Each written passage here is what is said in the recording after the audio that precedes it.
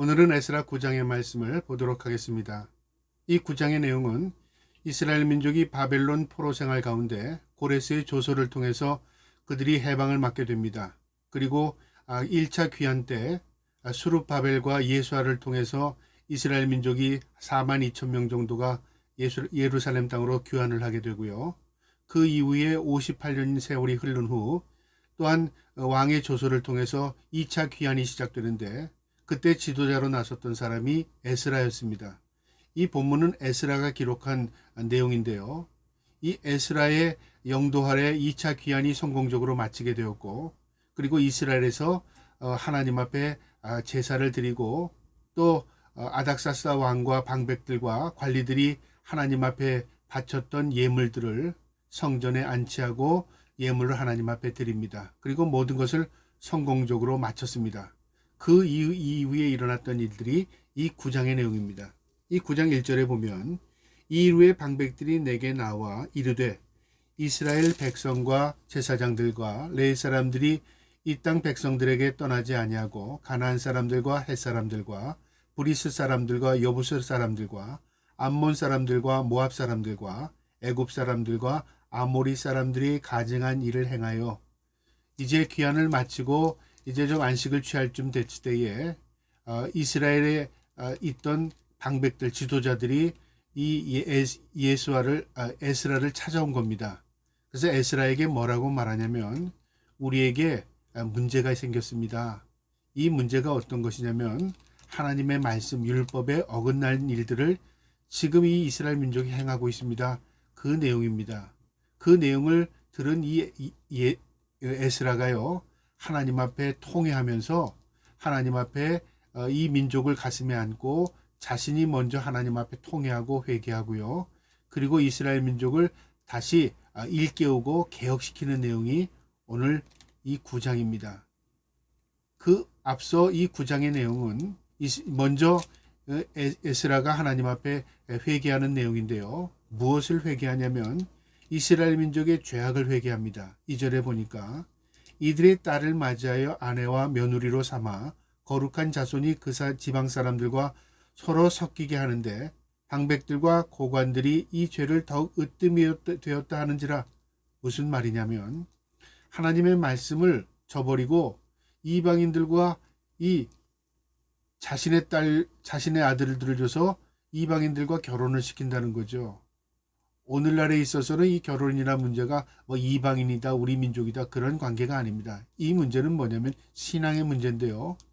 신명기 7장에 보면 하나님이 어떻게 이스라엘 민족에게 말씀하셨냐면 이 이스라엘 민족이 가나안 땅에 들어가더라도 결코 그 땅에 있는 민족과는 너희가 서로 결혼하지 말아라. 왜냐하면 너희의 신앙을 지키기 위한 것이다. 만약에 그들과 이 통혼을 하게 되면 너희의 자녀들의 신앙도 잃을 뿐만 아니라 그들이 섬기는 우상들을 너희 민족에게 다 오염시켜서 결국 너희가 하나님으로부터 멀어질 뿐만 아니라 하나님 앞에 죄를 짓게 되고 그것으로 인해서 너희가 큰 어려움을 당하게 된다. 그러니까 하나님께서 그 어려움을 미리 막아주는 겁니다. 그래서 이방인들과 통혼하지 말라고 한 겁니다. 그러니까 이방인들이 미워서 이방인들이 싫어서가 아니라 하나님의 백성들을 지키기 위한 하나님의 방편이었습니다. 그런데 그 의식을 다 잊어버린 겁니다. 그리고 시간이 지남에 따라 자신의 딸들, 아들들을 보내서 이방인들과 더러 통혼을 시킨 겁니다.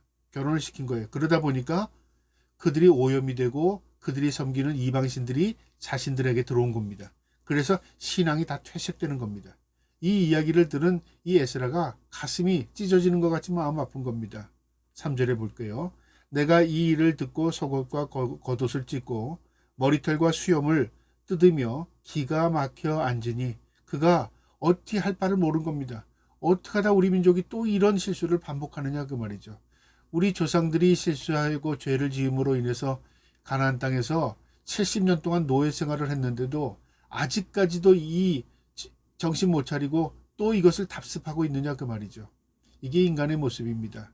우리가 어려울 때는 그 어려움을 극복하기 위해서 하나님 살려주세요. 이제 앞으로 잘하겠습니다. 다시는 우리가 옛날처럼 그렇게 살지 않겠습니다. 이제 새로운 마음으로 살겠습니다. 인간이죠. 하나님께서 그들의 아픔과 그 기도를 들으십니다. 그리고 그들을 회복시켜 주셨습니다. 또 하나님께서 긍휼을 베풀어 주셨습니다. 그런데 그들이 은혜를 잊고선요, 시간이 지남에 따라 망각합니다. 사사기가 우리에게 그것을 정확히 보여주는데요. 이스라엘 민족을 하나님이 구속하셨습니다. 그리고 하나님이 그들을 자기 백성 삼으셨습니다. 그리고 그들을 축복했어요. 그들이 하나님의 말씀대로 살아가는 것 같았어요. 그러나 시간이 지남에 따라 동화됩니다. 이방인들에게요. 그래서 어떻게 되냐면요, 신앙 다 잃어버리고 이방인들처럼 살아갑니다. 하나님께서 그들을 정신 차리게 하기 위해서 징계를 내리십니다. 그들이 눈물 콧물을 쏟습니다. 그리고 어떻게 하냐면 하나님 살려주세요. 하나님께서 그들을 또 긍휼히 여기셔서 이방 민족으로부터 그들을 구속하시고 해방시켜 주십니다. 그들이 너무 기뻐합니다. 그러나 시간이 지남에 따라 또 잊어버립니다. 이것을 반복적으로 이스라엘 민족의 그 어리석음을 반복적으로 나타내는 그 패턴을 기록한 것이 사사기입니다. 이것은 이스라엘 민족만이 아니라 오늘날을 살아가는 우리의 모습이기도 한 겁니다. 우리가 어려울 때는 하나님 찾습니다. 그러나 우리가 좀 더 편안해지고요, 좀 더 어느 정도 좀 문제가 해결되면요, 하나님은 어디 계시느냐 잊어버립니다. 뭐 그렇지 않을지라도요, 하나님에 대해서 옛날처럼 그렇게 간절한 마음이 식어지는 겁니다. 이것은 예외가 없는 겁니다. 그래서 하나님의 은혜가 어디에 있냐면요, 내가 내 멋대로 사는 게 하나님의 은혜가 아니라 내가 하나님 없이 살 수 없는 인생이 하나님의 은혜를 입은 겁니다. 심령이 가난한 자는 복이 있나니 천국이 저희 것이라는 그 말씀은 심령의 부분입니다. 내가 하나님의 은혜 없이 살 수 없습니다. 내가 하나님과 동행함이 없이 살 수 없습니다. 간절함에 대한 마음이죠. 그게 천국을 소유한 사람의 마음이고요, 하나님이 그들과 함께하는 겁니다. 이스라엘 민족이 이처럼 노예 생활을 했음에도 불구하고 또 그 기억들을 망각해 가는 겁니다. 그리고 옛 모습으로 그대로 돌아가는 겁니다. 에스라가 생각해 보니까 또 반복하고 있는 겁니다. 그래서 하나님 앞에 내가 어떻게 낯을 들지? 그래서 기가 막힌 겁니다. 4절에요. 이에 이스라엘의 하나님의 말씀으로 말미암아 떠는 자가 서로 사로잡혔던 이 사람들의 죄 때문에 다 내게로 모였더라. 자, 이 사람들 가운데는요, 하나님의 말씀으로 말미암아 떠는 자가 있었답니다. 그러니까 모두가 죄짓고 모두가 망각한 게 아니라 그 와중에서도 하나님의 말씀을 기억하고 하나님의 말씀대로 살지 못하는 자신들의 모습을 볼 때 하나님에 대한 두려움을 갖고 사는 사람들이 있었다 그 말이죠. 그리고 하나님의 말씀에 앞에 자신의 그 죄악되는 모습을 보고 떠는 사람들이 있었다 그 말이죠. 이게 은혜를 입은 사람들입니다. 오늘날 죄악 가운데 사는 이 세상, 죄악된 세상 가운데 난 저 사람처럼 되지 말아야 되겠구나. 나는 세상에 물들지 말아야 되겠구나. 내가 죄악을 반복해서 살아가지 말아야 되겠구나. 이런 마음을 가지고 있는 사람이 떠는 사람들입니다. 떠는 사람은 하나님을 의식하는 사람입니다. 그러나 떨지 않고 담대한 사람들, 죄의식이 없는 사람들은요, 망각된 사람들입니다. 이처럼 우리가 하나님 앞에 두렵고 떠는 삶을 사는 것입니다. 하나님을 대한 두려움을 갖는 사람은요, 세상에 대한 두려움이 없습니다. 왜냐하면 한 분만을 두려워하기 때문에요. 절대자만을 두려워하기 때문에 그렇습니다. 그런데 세상에 두려워하는 사람들은 어떤 사람인 줄 아십니까? 반대로 하나님을 두려워하지 않습니다. 그게 특징입니다. 우리가 하나님만을 두려워하면 세상이 두렵지 않지만요, 하나님을 두려워하지 않으면 세상의 모든 것이 두렵습니다. 내가 병들까 봐 두렵습니다. 내가 또 물질의 모든 것이 또 없어질까 봐 두렵습니다. 내 명예에 대한 실족이 두렵습니다. 세상의 모든 것이 두려움으로 다가와요. 미움에 대한 두려움, 또 불신에 대한 두려움, 또 사랑받지 못함에 대한 두려움, 이런 두려움이 갖게 된다 그 말이죠. 이 두려움은 누가 주는 거냐면 사탄이 주는 겁니다. 그러나 우리에게 담대함은 누가 주십니까? 하나님이 주십니다. 믿음이 세상을 이기는 것입니다. 그래서 믿음으로 살 때 우리가 담대함을 얻을 수 있는 것입니다. 그 믿음의 속성이 하나님에 대한 두려움입니다. 이처럼 그 와중에서도 하나님에 대한 두려움을 갖고 있는 사람들이 다 에스라 앞에 모인 겁니다. 그래서 에스라에게 우리가 어떻게 하는 게 좋겠습니까? 그런 거죠. 내가 저녁 제사 드릴 때 기가 막혀 앉으니, 이 말을 들은 에스라가 저녁 하나님 앞에 제사 드릴 때, 또 기도 드릴 때 하나님 앞에 무릎을 꿇고 하나님 앞에 낯을 못 드는 겁니다. 내가 이거 어떻게 해야 됩니까, 하나님? 그러면서 5절에요.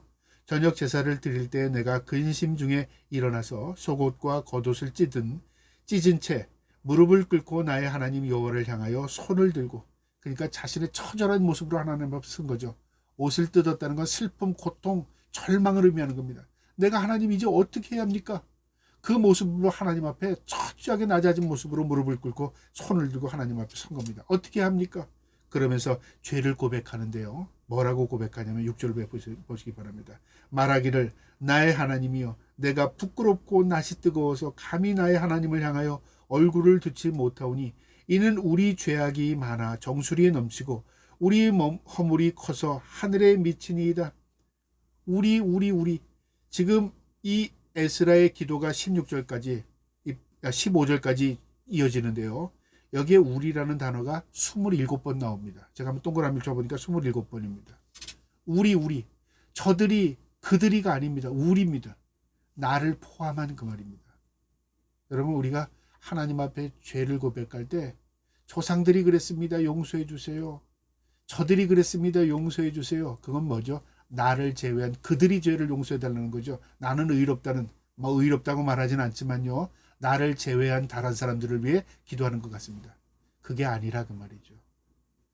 그들도 우리와 나와 같은 존재입니다. 나도 그들과 같은 죄를 지은 존재입니다. 그때 그들을 가슴에 안는 겁니다. 그래서 하나님 앞에 통회할 때 우리의 죄를 우리를 부족히 여겨주시고 우리를 긍휼히 여겨달라고 하는 겁니다. 지금 에스라는 민족의 이 불신, 민족의 이 죄악을 가슴에 안고 하나님 앞에 회개하는데 우리라는 말을 계속 반복합니다. 우리의 죄악이 정수리에 미쳤습니다. 우리의 죄악이 하늘에 닿았습니다. 우리의 허물이 하나님 앞에 지금 보이게 됐습니다. 그 말이죠. 7절에요. 우리 조상들이 때문에 오늘까지 우리의 죄가 심함에 우리의 죄악으로 말미암아 우리와 우리 왕들과 우리의 제사장들을 여러 나라 왕들이 손에 넘기사 칼에 죽으며 사로잡히며 노략을 당하며 얼굴을 부끄럽게 하심이 오늘날과 같으니이다.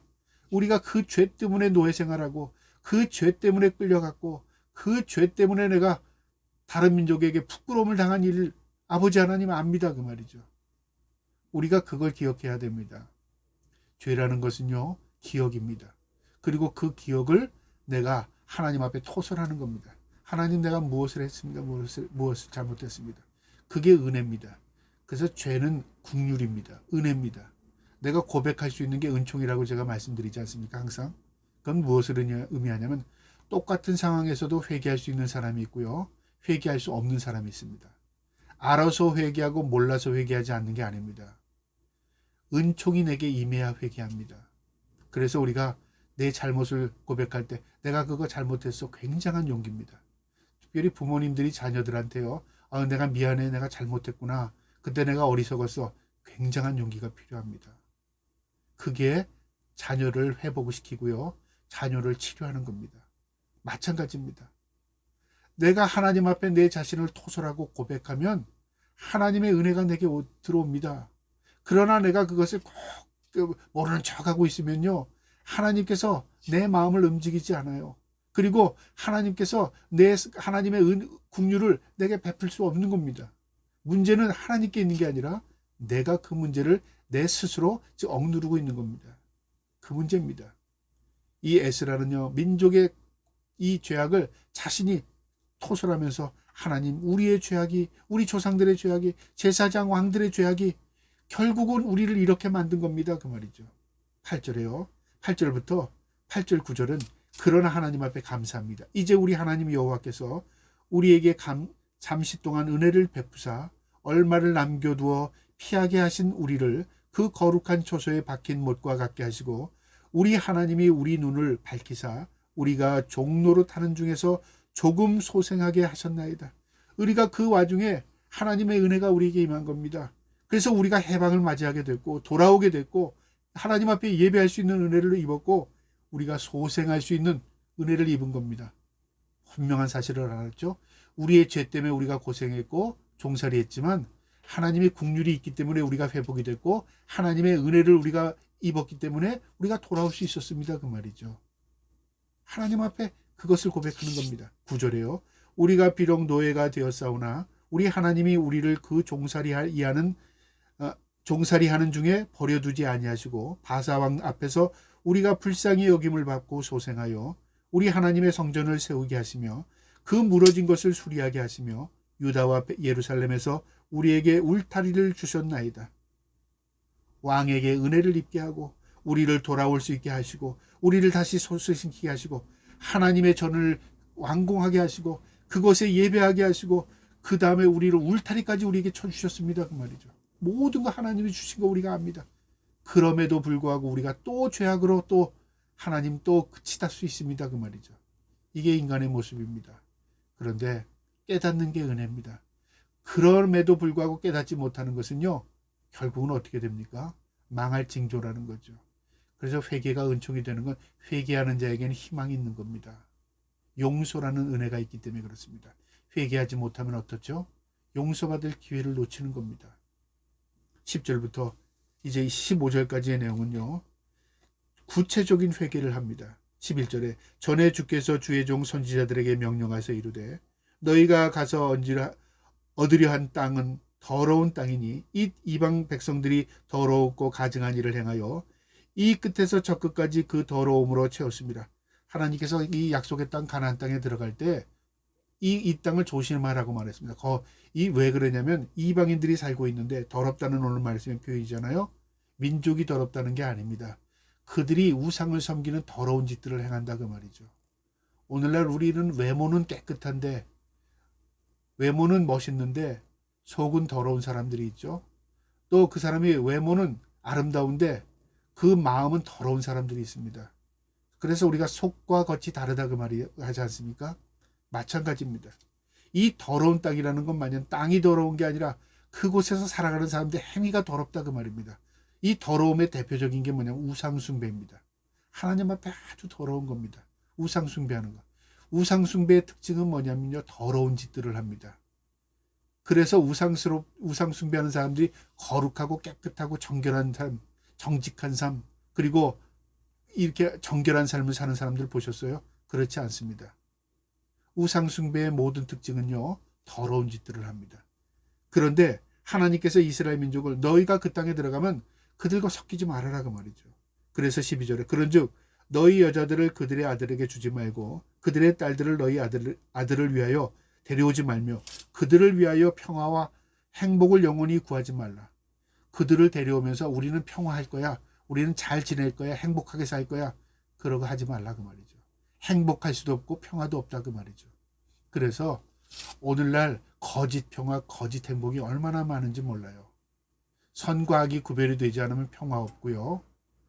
빛과 어둠이 섞이지 못합니다. 그런데 우리는 섞일 수 있어. 우리는 같이 살면서 서로를 인정할 수 있어. 그렇게 말합니다. 여러분, 인정이라는 게 뭐죠? 내가 너를 인정하니까 나도 너를 인정해. 그래서 서로 섞이면 좋을 것 같잖아요. 그렇지 않습니다. 하나님께서는 우리를 그렇게 창조하시지 않고요. 세상을 그런 방법으로 다스려 가시지 않습니다. 선과 악은 구별합니다. 빛과 어둠은 구별되는 것입니다. 구별부터 시작하는 겁니다. 이 구별이 없으면요, 의식이 없으면 결국은 나도 망하고 상대도 망하게 하는 것입니다. 이것은 거짓 평화고 거짓 행복입니다. 그래서 하나님께서 그들과 행복, 그들과 평화를 구하지 말랍니다. 그러면 너희가 왕성하여 그 땅의 아름다운 것을 먹으며 그 땅을 자손들에게 물려주며 영원한 유산으로 물려주게 되리라. 그렇게 한다면 하나님께서 너희의 모든 삶을 형통케 할 것이다.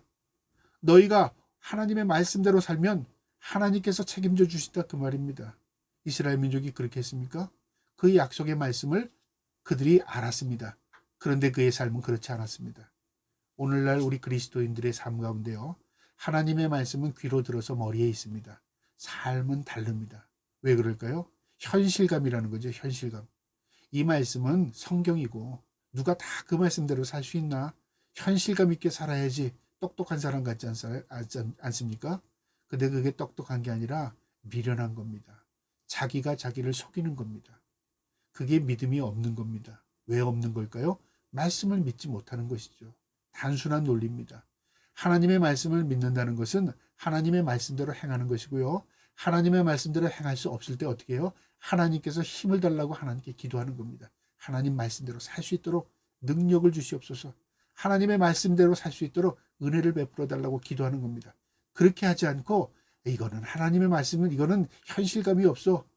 자기 머리로 판단하고 자기 뜻대로 생각한다 한다면 그거는 믿음 없는 겁니다. 이스라엘 민족이 믿음이 없어서 망한 겁니다. 13절에요. 우리의 악한 행실과 그 죄로 말미암아 이 모든 일을 당하였사오나 우리 하나님이 우리의 죄악보다 형벌을 가볍게 하시고 이만큼 백성을 남겨주셨사오니 눈물 나지 않습니까? 우리가 죄진 것으로는 망해야 함에도 불구하고 당연한 것이나 하나님께서 그 죄악을 형벌을 가볍게 하셨답니다. 그 형을 적게 때린 거라 그 말이죠. 나는 죽을 죄를 정해서 사형 언도를 받아야 마땅한데 죄는 어떻게 받았어요? 형벌은 10년, 5년. 그러면 은혜죠. 감사합니다. 이제 앞으로 잘 살겠습니다. 얼마나 은혜예요. 내가 죽을 죄를 졌는데 죽지 않고 그 죄가를 감해줬다면 얼마나 큰 은혜를 입은 겁니까? 이스라엘 민족이 그런 은혜를 입었다는 거죠. 우리가 그 은혜 아래 사는 사람들입니다. 하나님의 은혜라는 건 뭐냐면요. 내가 죄를 지어도 모든 걸 눈 감아주는 게 은혜가 아니라요. 내가 죽을 죄를 지었는데 하나님께서 감형시켜 주셨어요. 그러면 하나님이 감형시켜 주셨으니까 그냥 하나님 지우개로 지워줬습니까? 너 내가 없던 걸로 해줄게가 아닙니다. 그 죄가를 누가 치러주셨어요? 하나님이신 예수님, 하나님의 아들 예수 그리스도께서 우리의 죄가를 대신 치러주신 겁니다. 우리는 값없이 은혜를 입었지만 그 대가 값은 누가 치러주셨냐면 예수 그리스도의 핏값으로 그걸 대신한 겁니다. 그게 대속의 구속의 은혜입니다. 대속의 은혜입니다. 우리가 그걸 망각하면요. 우리가 결국 하나님의 은혜를 저버리는 것입니다. 이 에스라가 우리 민족이 이 지은 죄는 죽을 죄였지만 하나님 우리에게 그 형벌을 가볍게 하신 거 우리 압니다. 그 말이죠. 14절에 우리가 어찌 다시 주의 계명을 거역하여 이 가증한 백성들과 통혼하오리까? 그리하면 주께서 어찌 우리를 멸하시고 남아 피할 자가 없도록 진노하시지 아니하시겠습니까? 우리가 만약에 이 길로 간다면 하나님 다시 하나님의 진노를 일으키지 않겠습니까? 하나님 이 죄를 돌이키게 해주세요. 그 말이죠. 마지막 15절입니다. 이스라엘의 하나님 여호와여 주는 의로우시니 우리가 남아 피한 것이 오늘과 같사옵거늘 도리어 주께 범죄하였사오니 이로 말미암아 주 앞에 한 사람도 감히 서지 못하겠나이다 하니라. 어떤 사람도 하나님 앞에 머리 들고 설 수 있는 사람 아무도 없습니다. 우리가 모두 다 죄인입니다. 그 말이죠. 여러분 우리가 죄가 있는 곳에 은혜가 있다는 성경 말씀이 있습니다.